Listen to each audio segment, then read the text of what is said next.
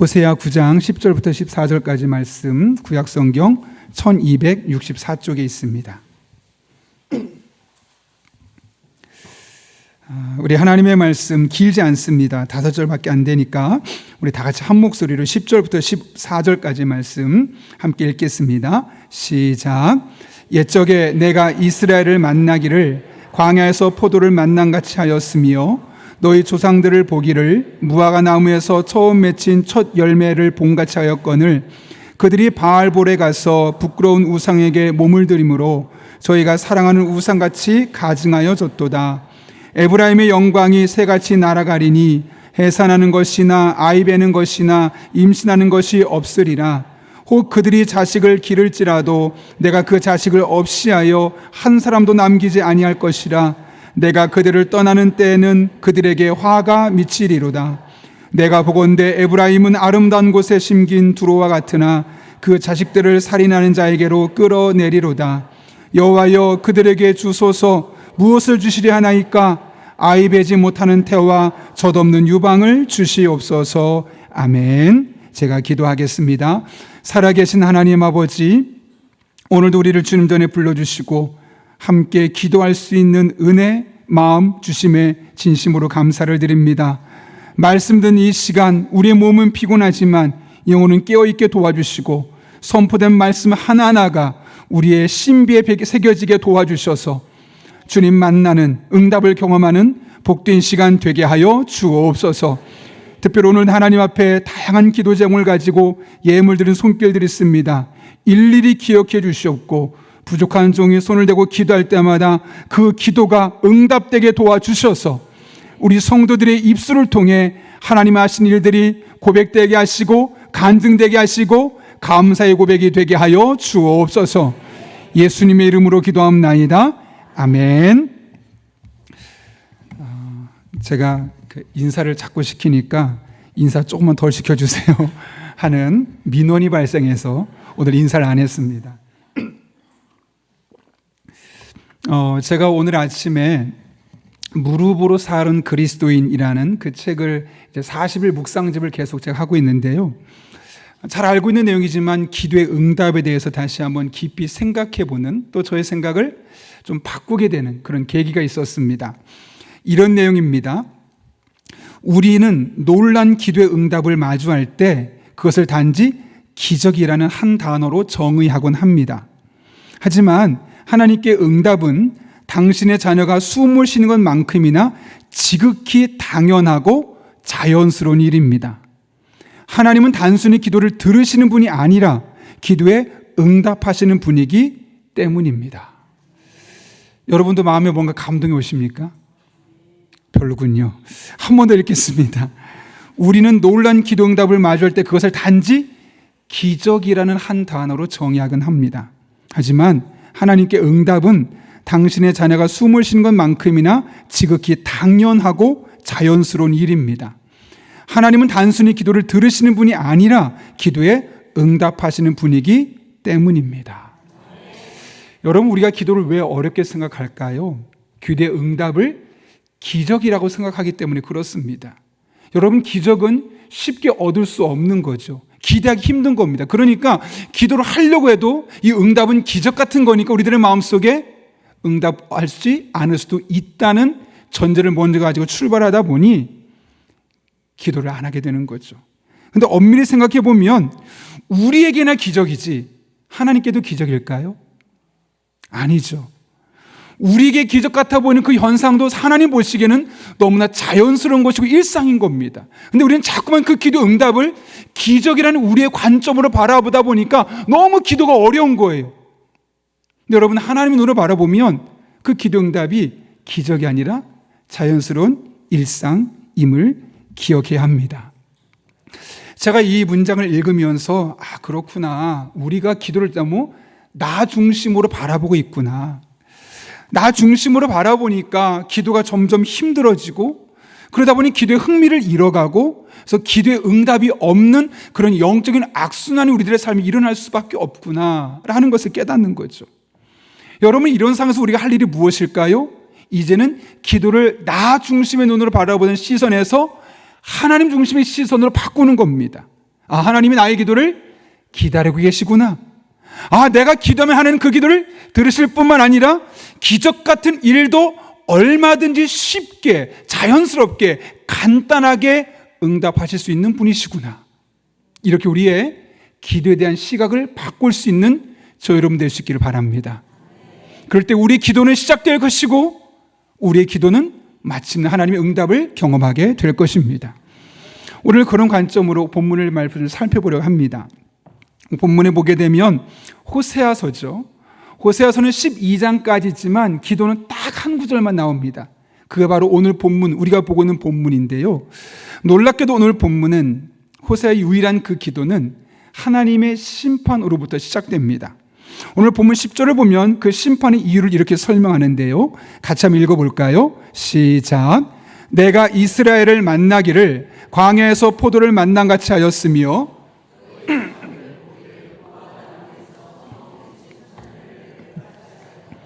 그들이 바알볼에 가서 부끄러운 우상에게 몸을 드림으로 저희가 사랑하는 우상같이 가증하여졌도다. 아멘. 호세아는 지금이 아니라 저 과거를 내려다보고 있는 겁니다. 옛날에 하나님께서 광야에서 이스라엘 백성들을 보기를 마치 광야에서 만난 포도처럼, 여러분 그 광야 무더운 곳에서 시원한 포도, 그 달콤한 포도 먹을 때 얼마나 기쁘겠습니까? 또 무화과 나무를 오랫동안 키웠는데 처음 열매가 맺혔을 때 드디어 열매가 맺혔구나, 그 기쁨이 얼마나 크겠습니까? 그런 기쁨으로 이스라엘 백성 한 명 한 명을 소중하게 생각했다는 거죠. 그리고 이스라엘 백성도 그런 하나님께 처음에는 너무 감사했습니다. 그런데 그들이 가나안 땅에 들어가자마자 하나님을 떠나기 시작했습니다. 이방신을 선택했습니다. 그리고 그들의 가치관을 따라 살더니 그들처럼 변해갔습니다. 저희가 사랑하는 우상같이 가증하여졌도다. 이 말이 바로 그런 말이죠. 망하는 길입니다. 실제로 하나님이 이런 이스라엘에 대해서 심판을 선포하시죠. 11절과 12절인데요. 같이 한번 읽겠습니다. 시작. 에브라임의 영광이 새같이 날아가리니 해산하는 것이나 아이 베는 것이나 임신하는 것이 없으리라. 혹 그들이 자식을 기를지라도 내가 그 자식을 없이 하여 한 사람도 남기지 아니할 것이라. 내가 그들을 떠나는 때에는 그들에게 화가 미치리로다. 아멘. 에브라임의 영광이 새처럼 날아간다고 합니다. 에브라임이 뭘까요, 여러분? 이스라엘 백성들, 남유다와 북이스라엘로 나뉘어졌었죠. 그 북이스라엘을 세웠던 왕이 여로보암입니다. 그 여로보암에 속했던 것이 바로 본인문에서 말하는 에브라임 지파입니다. 따라서 에브라임은 북이스라엘을 의미하는 거죠. 그런데 이 에브라임의 영광이 떠나간다는 것은 그동안 하나님께서 북이스라엘과 함께 하셨는데 이젠 그들에게서 떠나가 더 이상 그들과 함께하지 않겠다는 선언과도 마찬가지입니다. 하나님을 떠난 이스라엘 백성들에게 심판은 너무나 당연한 것이죠. 그런데 그 심판이 무서운 것은 아이를 갖지 못해서가 아니라, 아이가 태어났지만 죽어서가 아니라 하나님이 영영 그들을 떠나버린다는 겁니다. 그것도 오늘 본문에서 새같이 떠난다는 이야기는 갑작스럽게 사람 보면 도망가는 새처럼 하나님의 영광이 어느 순간 사라져버린다는 거죠. 그리고 그 이유는 이스라엘 백성들이 하나님을 따라 하나님을 본받는 삶을 산 것이 아니라 이방신을 따르고 이방인을 따르며 그들처럼 변해갔기 때문에 그렇다고 오늘 본문은 말씀하고 있는 겁니다. 사람은 누군가를 닮아가게 되어 있습니다. 특별히 내가 저 사람을 닮아야지 하고 모델로 사람을 닮기도 하지만 대부분은 자주 만나는 사람, 오랜 시간을 보낸 사람을 닮아가는 것이 우리 인간의 본능입니다. 폴 트루니에가 쓴 모험으로 사는 인생이라는 책이 있어요. 그 책을 보게 되면 엄마들이 아이를 키우다 충격을 받는 순간들이 옵니다. 그때 언제냐면 바로 청소년기입니다. 어릴 때는 늘 엄마랑 붙어 있죠. 그래서 엄마가 쓰는 단어를 쓰고 엄마가 하는 행동을 똑같이 따라합니다. 그런데 어느 순간부터 엄마가 쓰지 않은 언어들을 쓰고 전혀 보지 못했던 행동들을 취하기 시작하는 거죠. 충격을 받습니다. 왜 그럴까요, 여러분? 아이들이 친구들과 보낼 시간이 많아지기 때문에 그렇습니다. 어릴 때는 가정에서 부모님과 보낼 시간이 많다 보니까 부모님의 언어를 쓰고 부모님의 행동을 모방하는데 이제는 학교에 가기 시작하면서 친구와 더 많은 시간을 보내다 보니까 그들의 언어를 쓰고 그들의 행동을 배워가다 보니 그들처럼 변해가는 겁니다. 우리 아이가 저러지 않은데 왜 저렇게 바뀌었을까? 왜 그럴까요? 자기들과 많은 시간을 보내는 친구들의 모습을 닮아가기 때문에 그런 거죠. 마찬가지입니다. 우리는 평소에 내가 더 많은 시간을 보내는 대상을 자연스럽게 닮아가게 되어 있습니다. 그래서 내가 하나님을 더욱더 많이 생각하고 하나님을 더욱더 많이 의지하고 하나님 중심에 살기 시작하면 나의 사고방식과 나의 언어 생활과 나의 삶의 습관들이 하나님이 기뻐하시는 방식으로 바뀌어지게 됩니다. 그런데 하나님을 떠나고 하나님과 상관없는 일들을 많이 하고 그런 삶의 현장을 있게 되어지게 된다면 나도 모르게 그들의 사고방식과 그들의 모습을 닮아가게 되고 따라할 수밖에 없는 것이죠. 여러분 오해하지 마십시오. 목사님 그러면 예수 믿지 않는 사람과 전혀 함께하지 말라는 겁니까? 아니요. 함께 해야죠. 하나님을 떠난 사람과 당연히 그들과 함께 호흡해야 합니다. 자주 접촉해야 합니다. 그래서 그들이 하나님 품으로 돌아올 수 있도록 우리는 노력해야 합니다. 핵심은 그들과 함께할 수는 있지만 그들의 영향을 받지 않는 길을 선택하는 지혜가 우리에게 있어야 된다는 것이죠. 저희 세 아이들이 대학생이 되고 나서 이제 셋 다 기숙사로 흩어졌습니다. 떨어져 있다 보니까 제가 물리적으로 아이들과 신앙을 공유할 수 있는 것이 주말밖에 없습니다. 그러니까 저희가 함께 있는 시간은 토요일 주일밖에 안 되는 것이고 월, 화, 수, 목, 금 5일은 거의 이제 서울에서 수원에서 떨어져 있는 겁니다. 그러다 보니까 과거처럼 신앙적인 대화를 많이 나눌 수 없는 거죠. 고등학교 때까지만 해도 집에 오면 말씀을 읽게 하고 짧지만 기도하게 했는데 이젠 이런 일들이 절대적으로 불가능한 겁니다. 왜냐하면 물리적으로 함께 있는 시간이 없기 때문에요. 그래서 제가 최근에 선택한 것이 제가 매일 아침마다 묵상하고 있는 그 책을 밑줄을 그어서 먼저 읽고 나서 스마트폰으로 찍어서 사진을 올립니다. 처음에 올렸더니 아이들이 반응이 별로 없더라고요. 근데 며칠 지나고 나서 아멘. 자주 일어나는 일 아닙니다. 아멘하고 누가 썼더라고요. 제가 이제 책을 읽고 밑줄 친 거 한 페이지짜리를 올리면은 이제 저희 아이들이 이제 이걸 읽는 거죠. 매일매일. 그 일에 참 감사했습니다. 제가 이렇게 하는 이유는 너무나 분명합니다. 우리 아이들이 물리적으로는 부모님과 떨어져 있지만 그 5일 동안 조금이라도 하나님 더욱더 깊이 생각하고 하나님을 조금이라도 더 만날 수 있는 기회를 제공해야겠다 하는 마음 때문입니다. 물론 누군가가 보기에는 이런 일들이 그런저런 글을 읽는 아이들의 모습 보면서 어리석어 보이고 시간 낭비처럼 보일 수 있습니다. 그런데 여러분, 지금은 시간 낭비처럼 보이는 이 시간이 결국 위기의 순간에 하나님을 찾게 만들고 그리고 그 위기의 순간에 하나님을 힘있게 되면 어떤 어려움도 그 하나님을 힘입음으로 말미암아 극복해낼 수 있는 지혜와 능력이 될 수 있습니다. 이 같은 하나님의 은혜를 즉 몸소 경험했던 아삽이 시편 73편에서 이렇게 고백하지요. 우리 같이 한번 읽었으면 좋겠는데요. 같이 한번 한 목소리 읽겠습니다. 시작. 하나님께 가까이함이 내게 복이라. 내가 주 여호와를 아멘. 아멘이십니까? 여러분, 큰 복이 무엇입니까? 여러분에게 진짜 복은 무엇입니까? 지금 이 순간에 여러분에게 가장 필요한 복은 무엇입니까? 조금 더 많은 돈입니까? 건강입니까? 남들보다 조금 더 큰 집에 살면서 내가 뭔가 이뤘다고 자랑할 수 있는 그런 환경입니까? 저는 여러분에게 그런 것이 있으면 좋겠습니다. 그리고 그를 위해서 날마다 기도하고 있습니다. 그런데 저는 그것보다 여러분이 하나님께 함께한 것이 내게 복이었습니다 라고 고백할 수 있었으면 좋겠습니다. 그리고 여러분이 그렇게 고백하는 모습을 보며 우리의 자녀들이 엄마, 그렇게 고백하는 엄마, 아빠가 나의 부모님이라서 내게 복이에요 라는 그런 고백이 우리의 가정들이 있었으면 합니다. 그래서 우리가 하나님과 늘 함께함으로 망하는 길이 아니라 잘 되는 길을 선택하고 절망의 길이 아니라 소망의 길을 선택하는 그런 복된 길을 날마다 걸어갈 수 있기를 예수님의 이름으로 축원합니다. 이스라엘 백성들은 가나안 땅에 들어간 후에 점점 하나님으로부터 멀어져 갔죠. 그 결과 하나님은 그들을 떠나시겠다고 말씀합니다. 이런 상황 가운데 드린 기도가 바로 오늘 호세아의 기도죠. 그가 어떻게 기도하고 있습니까? 본문 14절 말씀 같이 한번 읽겠습니다. 시작. 여호와여 그들에게 주소서. 무엇을 주시려 하나이까? 아멘. 여러분, 하나님께서 이스라엘 백성을 떠나신다 말씀하셨을 때 그들에게 가장 필요한 기도 제목은 무엇일까요? 하나님, 떠나지 마십시오. 이런 심판을 제발 거두가십시오. 저희가 돌이키겠습니다. 이런 기도 제목을 기대하지 않습니까? 그런데 오늘 호세아는 우리의 기대를 벗어납니다. 아이 배지 못하는 태와 젖없는 유방을 주옵소서. 이게 무슨 뜻일까요, 여러분? 전쟁이 일어나서 아이가 태어나게 될 경우 어떤 일이 발생할까요? 아마 6.25를 겪어보신 분들은 다 보셨을 겁니다.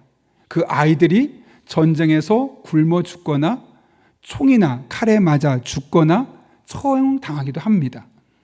그렇다면 그런 전쟁통에는, 그런 재난 상황에서는 아이가 태어나지 않는 것이 그 아이에게 복일 수도 있죠. 왜요? 태어나자마자 먹지 못하고 굶어 죽는다면 그 아이에게 그것이 무슨 복이 되겠습니까?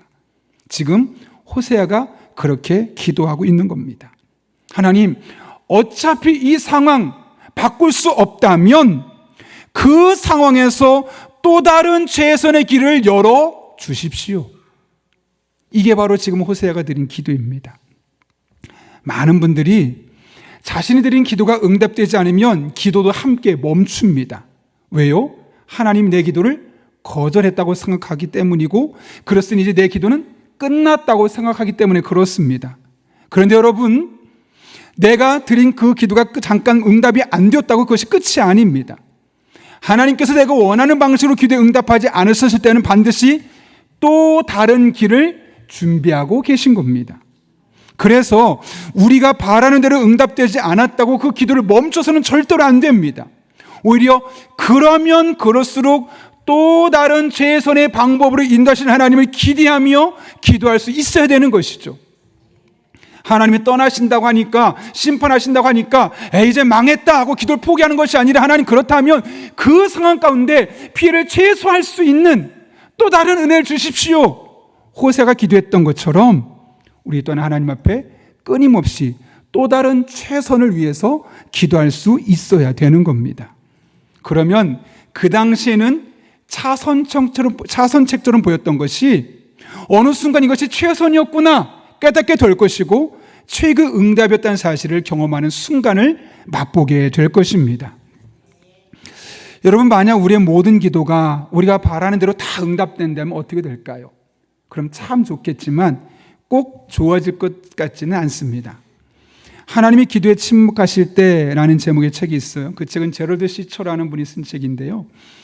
제가 선물 받은 책입니다. 그 책에 보게 되면 이 제럴드 시처 목사님이 캘리포니아에서 이제 부교육자로 사역하던 현장이 나옵니다. 그분이 섬겼던 교회는 꽤 그래서 건강한 교회였고 성장하는 교회였는데, 그분이 맡았던 고등부는 정반대로 패배의식이 있었고, 마치 그분의 표현을 빌리면 난파선 같았다고 합니다. 그래서 이 상황을 타개하기 위해서 봉사자들을 많이 모집하고 열심히 기도하면서 이 부서를 어떻게든 살려보려고 노력했습니다. 그래서 오래된 쓸모없는 프로그램 다 없애버리고 혁신적인 프로그램들을 막 만들어내기 시작했죠. 그러나 그분의 열정적인 사역은 곧 저항에 부딪혔고, 몇몇 부모들과 아이들은 교회를 떠나기 시작했습니다. 좌절은 되었지만 포기할 수 없었습니다. 하나님, 그럼에도 불구하고 이 사역에 복을 주십시오. 더 열심히 모여서 간절히 기도하기 시작했는데 그 시간이 무려 9개월입니다. 9개월 동안 열심히 기도하는 가운데 하나님께서 열매를 주시기 시작했습니다. 많은 기도의 응답들이 나타나기 시작하고 하는 사역들마다 열매가 맺혀지더니 20명이었던 고등부가 125명까지 9개월 만에 늘어나는 겁니다. 그런데 125명이 되고 나서 갑자기 교회가 성장이 멈추는 겁니다. 한번 성장의 기쁨을 맛보았던 그 목사님은 다시 한번 뜨겁게 기도합니다. 하나님, 지금 20명에서 125명을 주셨는데 200명도 되게 해주시고 300명도 되게 해주셔서 우리 교회 고등부가 정말 이 지역에 놀라운 영향력을 끼칠 수 있게 도와주십시오. 간절히 기도했습니다. 하나님은 어떻게 하셨을까요, 여러분? 들으셔주셨을까요? 안 들어주셨을까요? 네, 안 들으셨습니다. 그대로 유지가 되는 겁니다. 제러드 시처 목사는 그 당시를 회고하며 만약에 하나님께서 그 당시에 자신의 그 기도까지 다 들으셨다면, 그래서 고등부가 계속 성장해서 200명이 되고 300명이 됐다면 내 삶에 어떤 일이 일어났을까를 거꾸로 생각해 봤더니 그렇게 해주시지 않으신 하나님께 감사했다는 겁니다. 만약 그때 125명이 150명이 되고 200명이 되었다면 교만해졌을 거라는 거죠. 그리고 독선적인 사람이 되었을 것이고, 나는 뭐든지 잘할 수 있어, 나는 유능해, 내 말은 다 맞아, 그런 사람이 되었다는 것을 깨달을 수 있게 되었다는 거죠.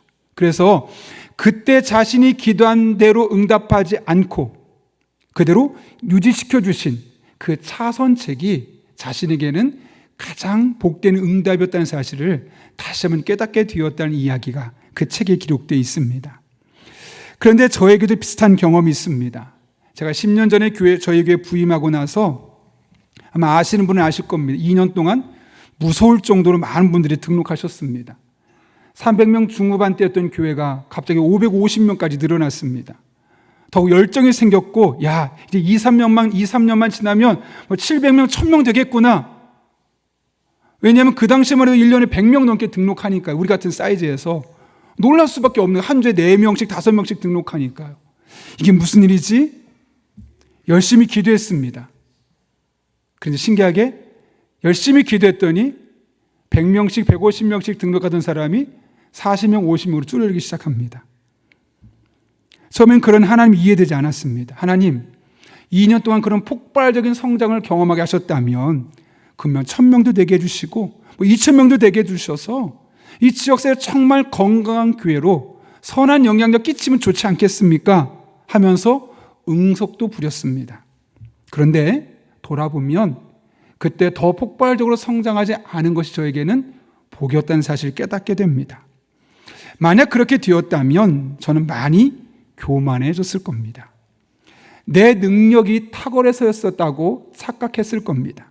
그리고 주변에 힘들게 씨름하고 있는 작은 교회 목회자들을 이해하지 못했을 것이며, 저는 사장 같은 목사가 되어 있을 것이라는 생각을 하게 됩니다. 그런 면에서 하나님께서 내 기도를 다 들어주지 않은 것에 감사하게 되었죠. 내가 원하는 대로 응답하지 않으신 하나님은 그 대신 나에게 교회 주인은 하나님이시고 하나님께서 운행하고 계시다는 절대적인 진리를 깨닫게 하셨을 뿐만 아니라 작은 교회에서 힘겹게 목회하는 이들의 마음을 헤아릴 수 있게 해주셨고, 겸손하게 하나님을 더욱더 의지할 수 있는 마음을 주셨기 때문입니다. 그래서 그 당시에 보기에는 차선책으로 주셨던 그 응답이 지금 돌아보면 최선책이었다는 사실을 다시 한번 깨닫게 되는 것이죠. 우리들의 삶에 이런 일들이 너무나 많이 자주 일어나지 않습니까? 제가 아는 한 목사님은 아이를 놓고 오랫동안 기도했습니다. 아이가 안 생기는 거예요. 그래서 5년, 10년이 지나도 아이가 안 생기는데 정말 누구보다 열심히 간절함이 있었습니다.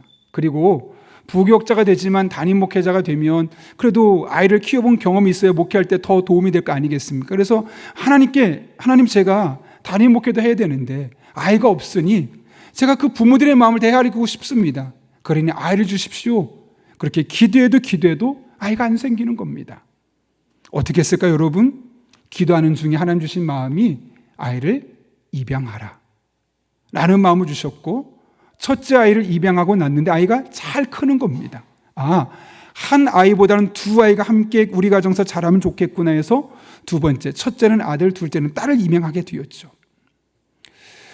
그 목사님에게 최선책은 본인과 사모님 사이에서 아이가 태어나는 것이었습니다.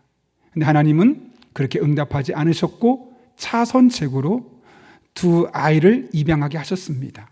그 결과 그 목사님 가정에는 두 자녀가 생기게 되었고, 두 아이에게는 세상 그 어느 곳에서 가질 수 없는 놀란 부모님을 만날 수 있게 되었던 것이죠. 여러분, 우리는 모든 것이 내가 기도한 대로 응답되길 원하지만 때로는 원하는 대로 응답되지 않는 것이 우리를 위한 최선일 수 있습니다. 응답되지 않는 기도가 문제가 아니라 오히려 응답된 기도가 문제일 수도 있는 겁니다. 그래서 우리는 하나님께서는 때로는 우리들의 기도에 응답하지 않으실 때도 있습니다. 그러나 하나님은 항상 우리의 기도를 들으시고 늘 최선으로 인도하여 주십니다. 우리가 보기에는 차선책처럼 보이지만 지나고 나서 보면 이것이 최선이었구나, 가장 좋은 것이었구나 라고 인정할 수밖에 없는 것들로 반드시 우리들의 삶에 응답하여 주십니다. 그러니 지금 당장 응답이 없다고, 지금 당장 내가 원하는 대로 기도가 응답되지 않는다고 기도의 끈을 놓지 마시기 바랍니다. 기도하기를 포기하지 마시기 바랍니다. 끝까지 기도의 손을 붙잡는 여러분 될 수 있기를 바랍니다. 그러나 하나님 반드시 차선 같은 최선으로 여러분의 삶에 응답하여 주실 것입니다. 그런 은혜가 이 5일간의 기도를 통해 시작되고 올 한 해 여러분의 삶 가운데 날마다 순간마다 경험될 수 있기를 예수님의 이름으로 축원합니다.